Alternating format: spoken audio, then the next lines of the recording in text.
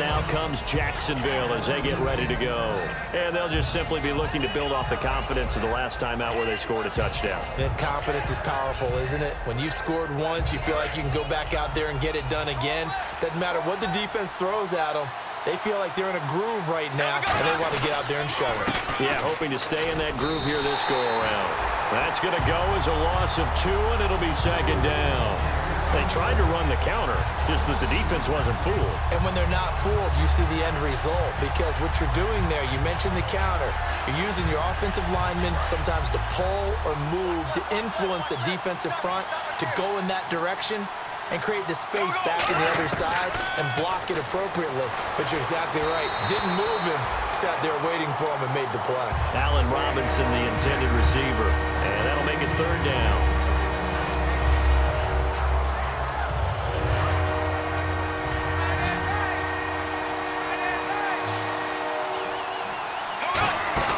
They go play action for Yeldon. Now it's Bortles. And he's got it to Hearns. It's a gain of 20 and picking up the first.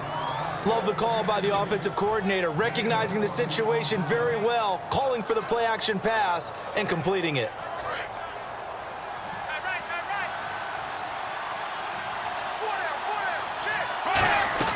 A first down carry now for Yeldon. Fighting him off. Just ran right through the trash. 7 yards on the pickup there, and it'll leave him with a 2nd and 3. Offensive linemen love creating space for their guys carrying the ball, but when that guy also breaks tackles and creates extra yardage, they almost feel like he's one of them, and they really embrace him. They fake the handoff. Now Bortles. Oh, he's able to outmuscle him here as he pulls it in. And they do finally get him, but he makes it all the way to the 6. Really good recognition of the offensive line of the blitz. They picked it up, allowed for more time to throw the ball deep downfield, and a big-time completion. Looks like the defense in press coverage here. First and goal, defense with their backs against the wall. And that'll get him halfway there as he takes it from the 6 to the 3-yard line. And a nice job defensively to keep him out of the end zone. He was trying to get his second touchdown already in the first half. They had that one earlier, was bidding for a second. Here we go now. Green, 90.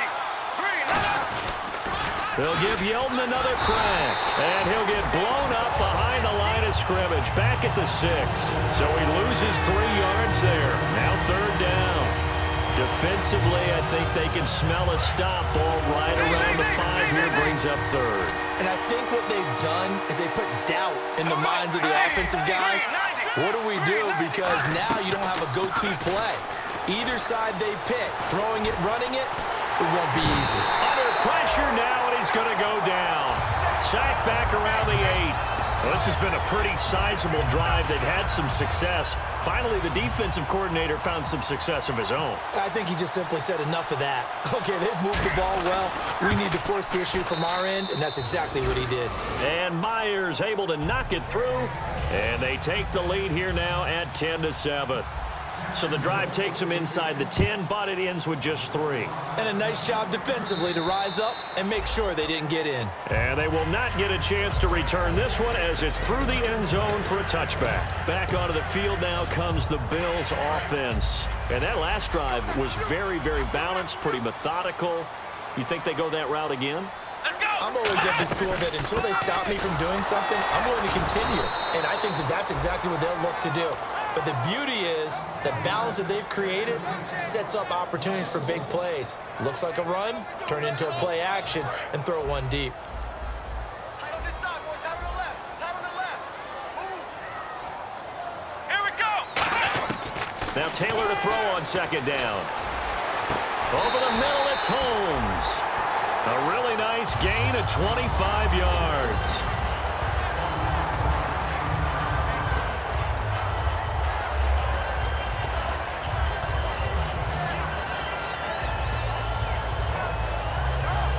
And time for us to take a break here in the booth. Back to Buffalo after this.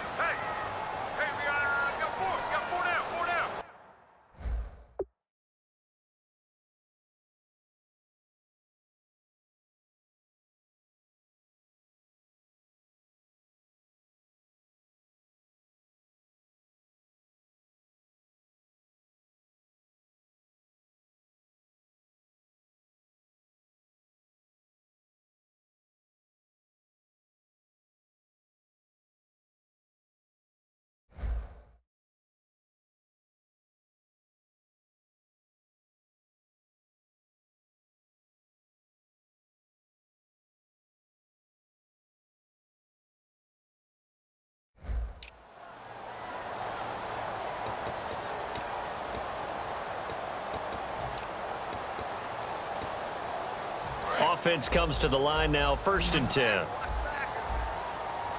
They'll put 2 receivers left, 2 to the right. Red 38! Red 38! Ohio! Ohio! Let's go! On 1st and 10, it's Taylor. A hit as he throws there, incomplete. Brandon Tate was the intended receiver, and that'll bring up 2nd down. They got pressure there and only rushing 3. And there's a defensive coordinator right now who is celebrating not just getting home with 3 there, but realizing if that's the type of pressure he can get in the entire game, then his pass defense is going to be excellent. You're dropping 8. Where are you going to go with the football? Let's go!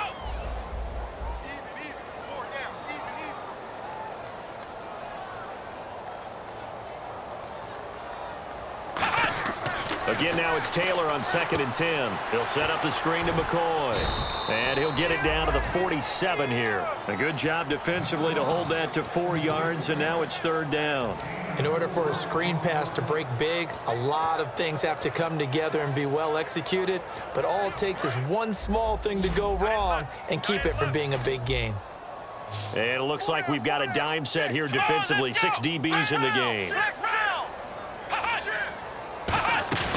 A fake to McCoy. Now it's Taylor. And he's got his man. It's the tight end Clay. 8 yards on the pickup there, and it moves the sticks. So much goes into a successful play, doesn't it? How about that play action there, freezing the defense just enough to bring the tight end free downfield for the completion.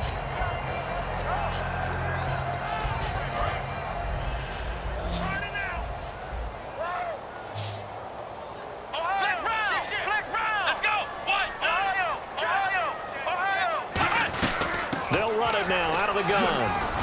And he'll take it down to the 30-yard line. That one good for 10 yards. And it'll be 2nd and very short. Not an ideal spot to be on 1st down, but I love that the play caller did not immediately abandon the running game and say, okay, we've got to throw it in order to pick it up. Stayed with the run, was rewarded with a big-time pickup. Now they're in 2nd and manageable. See if they stay on the ground for 2nd down. Here we go! Red 38! Red 38! From the gun, it's Taylor. His throw incomplete.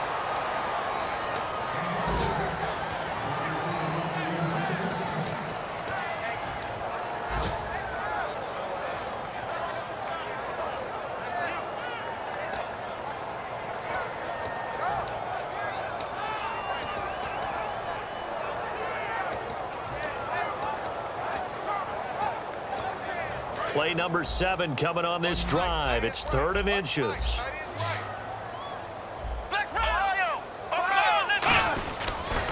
They'll try and run for it with McCoy. And he went nowhere. And now the Jags defense deciding to call a timeout. It's just their first, so they'll have 2 remaining here before we get to halftime.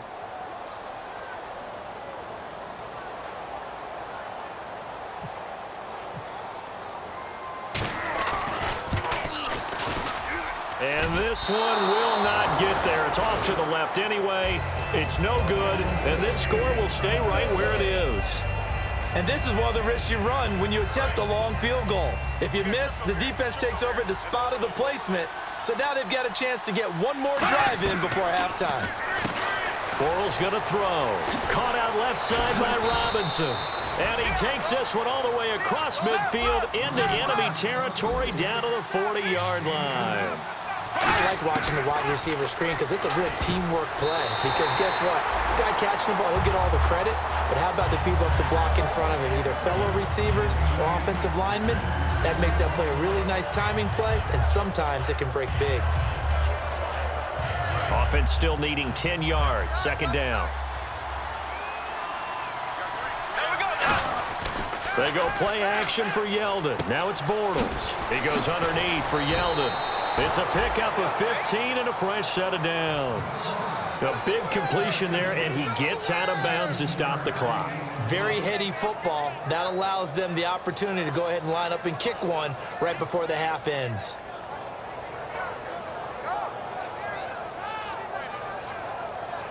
So with 4 seconds to go in the half, here's the field goal unit onto the field.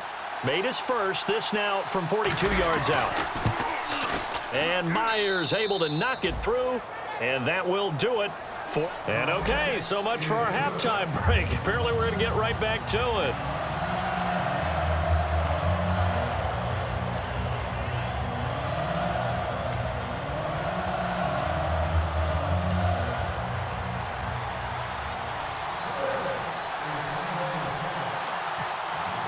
Both teams appear ready for the fight ahead, and we resume action here in quarter number 3.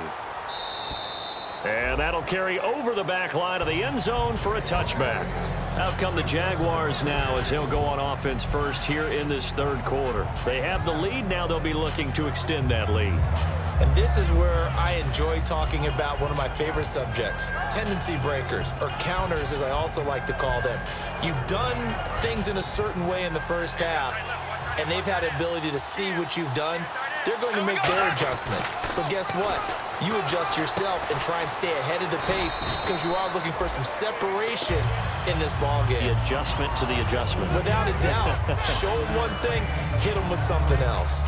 When you see zone defense and you know you've got a drag route on as your primary call, you've got to be really careful as a passer about how far you let your guy go because he might wander into some tough coverage.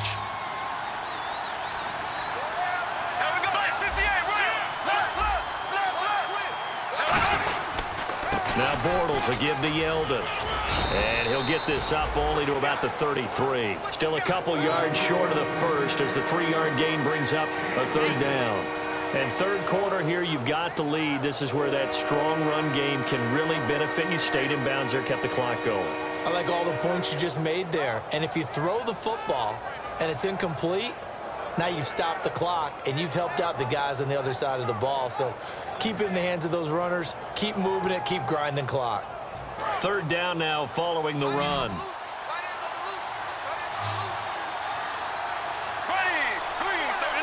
Time running out here on the play clock. They'll try to run for it with Yeldon. And he's going to have the first down at about the 38. Charles, I know it's hard when live bullets are flying, but you cannot keep your hand up around the face mask area. It is absolutely inexcusable nowadays. We talk about target areas all the time. You have to aim lower so that your hand doesn't get involved in the face mask. They come out here in the eye. After the penalty, it's Yeldon. And he's going to be met at about the 43. Give him 3 on first down. It'll set up a 2nd and 7. Tough day, tough sledding right there, and it's been that way the entire game. Not a whole lot of room to ramble for him. Yeah, you're right. It's been that way all afternoon. Didn't get a whole lot better there. They come up in an offset eye. They'll toss it to Yeldon. And he'll take this one down to about the 40. 3 yards is half of what they needed. Now can they get the other 3 here on third down? We always like to talk about defense in terms of levels. First level defensive line, second level linebackers, third level defensive backs. On that run, that was what we call a first level run, and it was stopped by a second level player. And it's a short one here, complete to the tight end. It's a gain of 4, and it gets him the first. Would it be safe to say that as precise as routes are supposed to be run in the NFL, maybe they're not quite as precise in college ball? That's accurate, yeah. And I think we saw a college route in the NFL there. Just find the soft spot, find the dead zone, and find the first down. And that's what he just did. They go play action here on first down. And it pops free. The collision there jarred the ball loose and brings up second down. It looked like they had something there, but I think that he was thinking about running with the football before he actually hauled it in, and that led to a big drop.